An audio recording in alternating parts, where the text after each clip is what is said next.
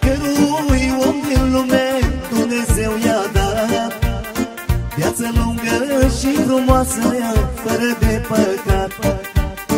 Un prieten lângă suflet, veșnic să-l păstrezi, dar din când în când ia seama ca să nu-l trădezi.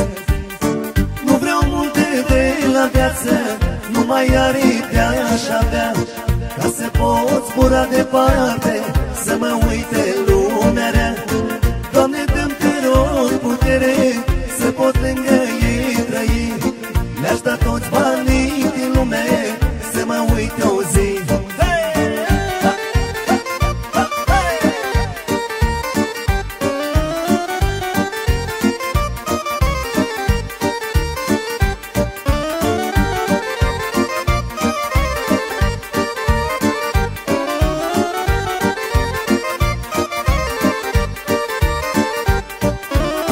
Ca și paralul mândării, astil de trăi. Timpul trece ca o clipă și nu-l poți opri.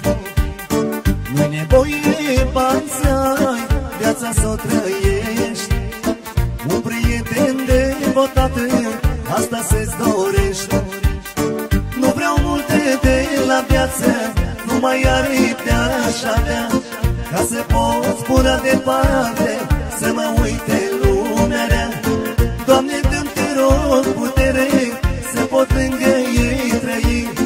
Le-aș da toți banii din lume, să mă uite o zi.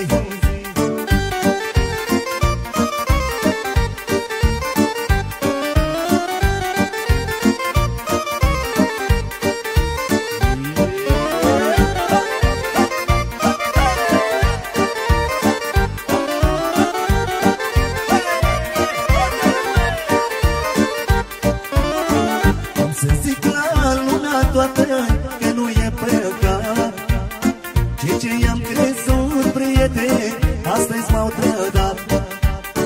Am văzut că sunt pe lume oameni buni și răi, dar devin dușmani anume prietenii tăi.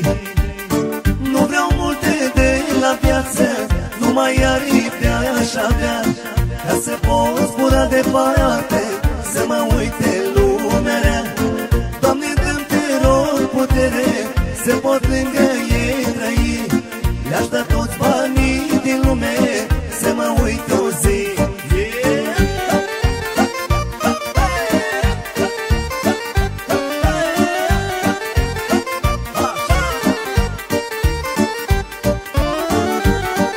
Viață